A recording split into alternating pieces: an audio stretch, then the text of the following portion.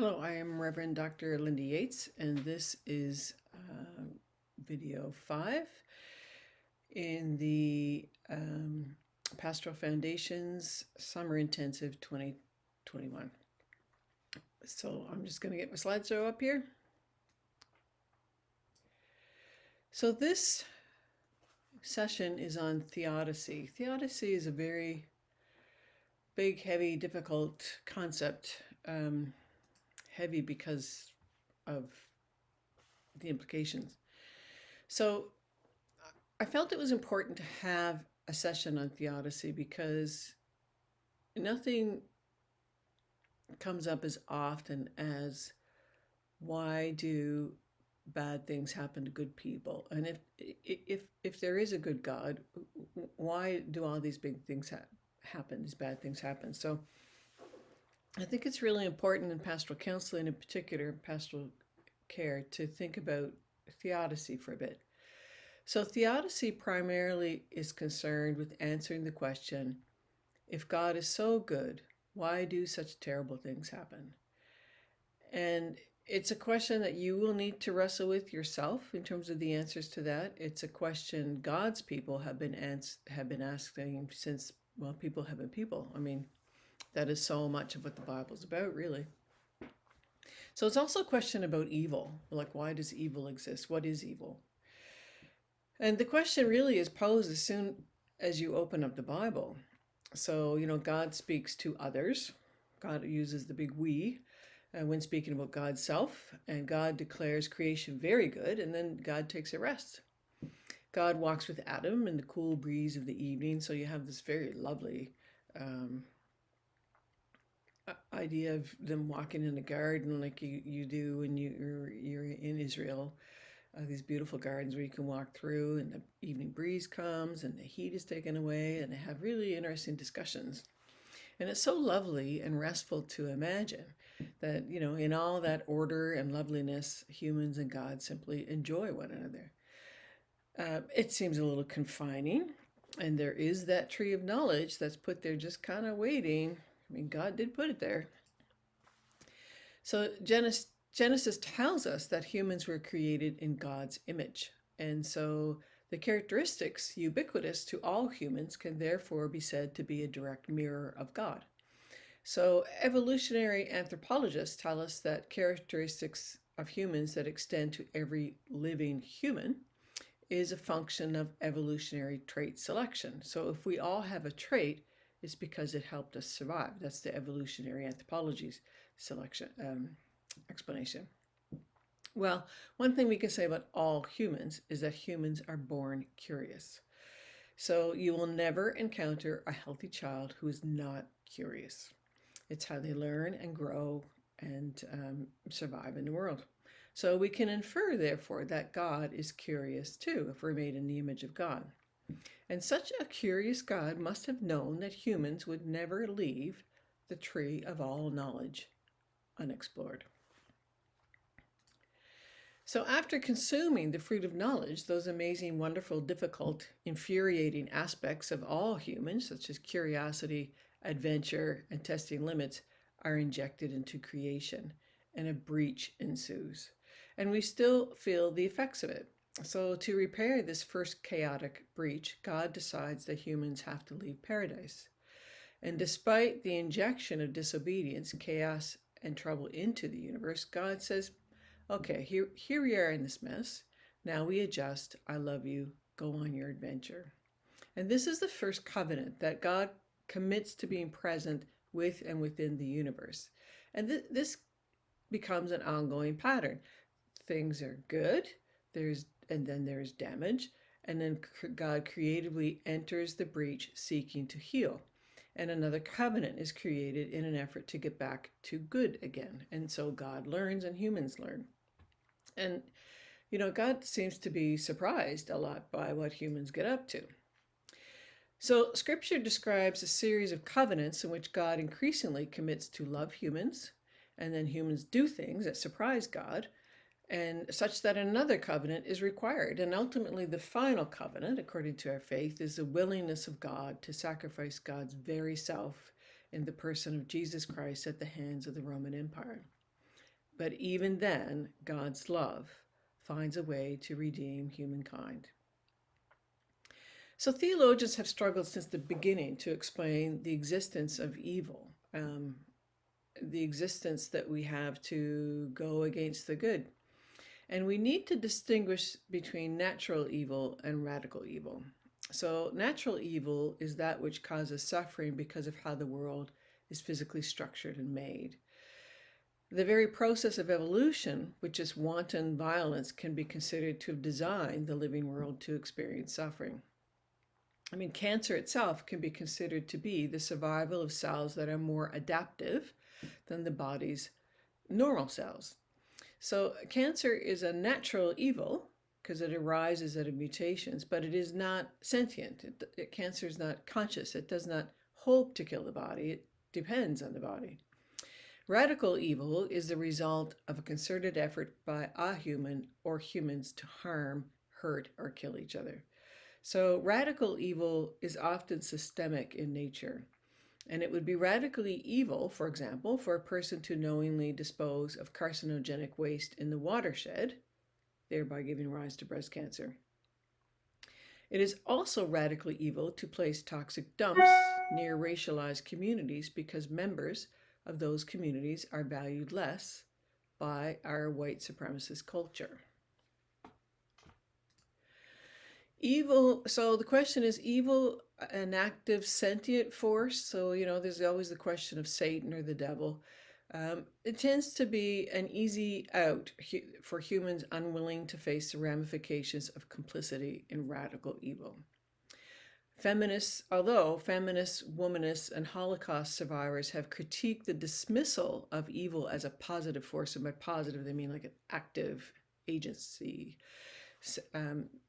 Feminists and womanists and Holocaust survivors have said, many people have experienced evil in the world, and in that way that they've understood it to be a force of some kind, and therefore it must be taken seriously. Augustine says the flesh, our bodies, are not a locus of evil, that evil is an absence of God and emptiness, a place where there is no God. Cooper White takes apart the main models of evil and explains them very carefully. So let's see about it. Self-psychology and the vertical split. So a vertical split that happens with trauma and poor childhood mirroring. So this creates a shame-laden self which splits off parts of the self that are incongruent with a person's self-perception and identity.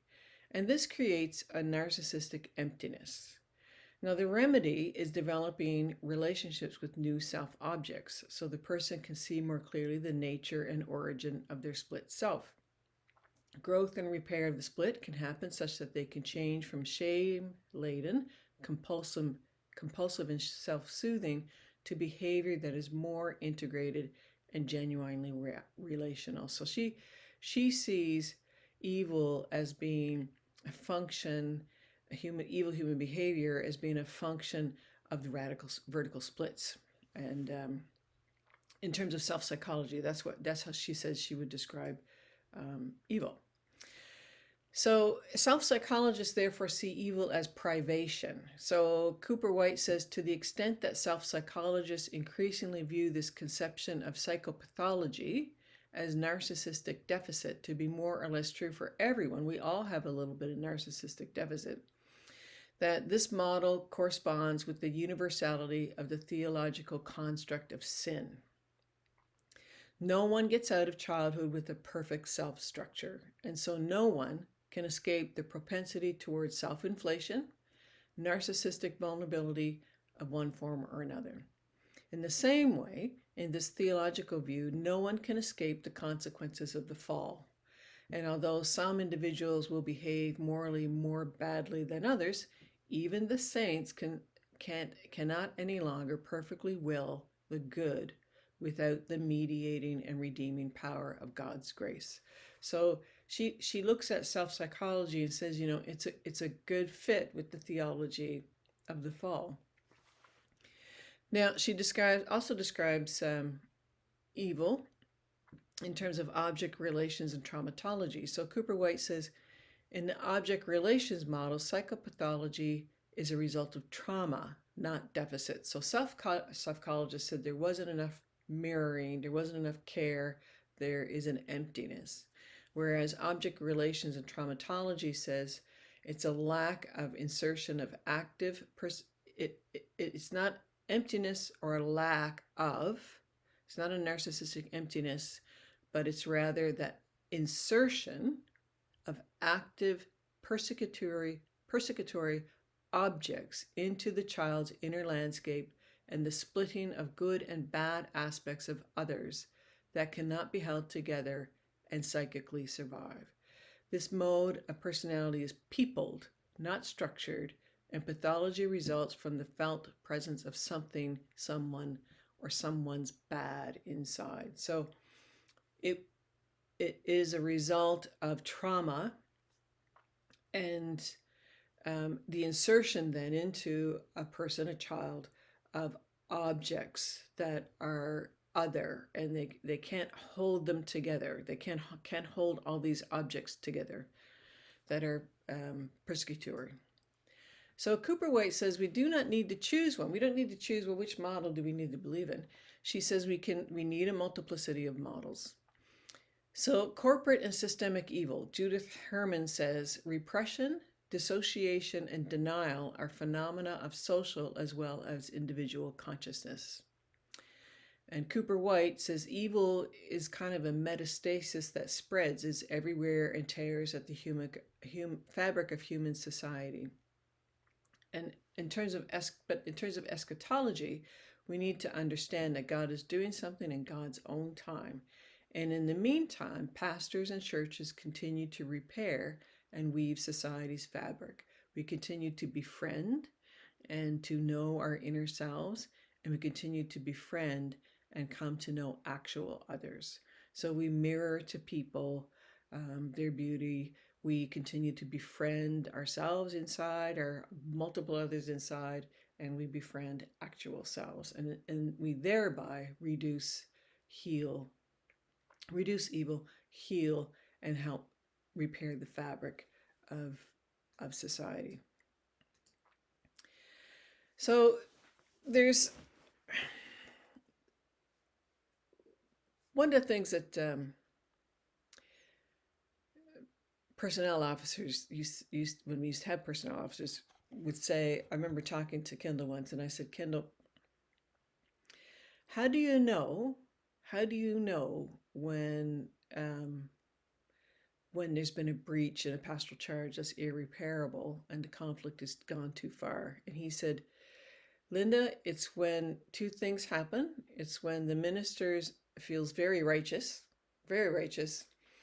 and people in the pastoral charge, including the minister, start seeing others as evil. So, that actually comes up. People say that person is evil, or what they've done is evil. So, one really clear sign of pastor burnout is when pastors begin to see those they are in conflict with as evil. They see their opponents as ontologically evil, as is like it's just their being, and that the people are plotting against them. If this happens to you, get help soon. This means you have internalized them as one of your internal objects and you are projecting. Pastor anxiety then acts like adding energy to the burgeoning hurricane of pastoral conflict. So if you have a lot of anxiety and you are seeing people as evil, the more anxiety that you put into the pastoral charge system, the more it gets churned up, like warm waters feed a hurricane. So the solution is to calm down, to have a good look inside yourself, to see what's going on within yourself, and work that through with a good counselor. Often the tendency to view those who disagree with you as evil has more to do with your own sense of ministry failure. And so, Will Willimon writes really well about ministry failure, that we need to look at ministry failure as reframing it as part of our journey. So it's kind of, if we were to use the internal others, that failed minister in us, we need to befriend that failed minister and just say it is part of the pastor's journey. The assigned chapters from Willimon, I think, are really helpful. Willimon speaks of being ethically centered, charactered, that we need to have character and making principle-based decision. He also says if you are faithful to your call, you will be facilitating healing and also initiating change. And this will bring trouble. I mean, trouble always, I mean, change always brings trouble. It's kind of, it rubs people, right? And so there will be conflict, but rather than viewing people as evil, it helps to reframe your actions as in terms of vocation and call. That this is your vocation, this is your call, and there's the pastor within you that's going to make mistakes. But sometimes we'll just fail, right? Sometimes they're just projects that won't work. There's just relationships that won't heal. There's just pastoral charities you have to leave sometimes. So he says, really, and this is an excellent quote, I think, you need to, if you have made your decisions based on principle and not based on reactive emotions, you're probably okay, right? Like if you could sit back and be calm and befriend yourself and feel vulnerable and be okay in that, you're probably going to be okay. He says, but to have failed in the manner of Jesus on the cross, to lie prostrate on the floor, arms outstretched and cruciform, to have confronted the world with the good news of Jesus Christ, only to have the world fling it back in our face. This is the cross that is the pastor's crown. So I think I'll leave that with you. I think the readings this week are really good. They're self-explanatory, and we'll discuss them during the seminar.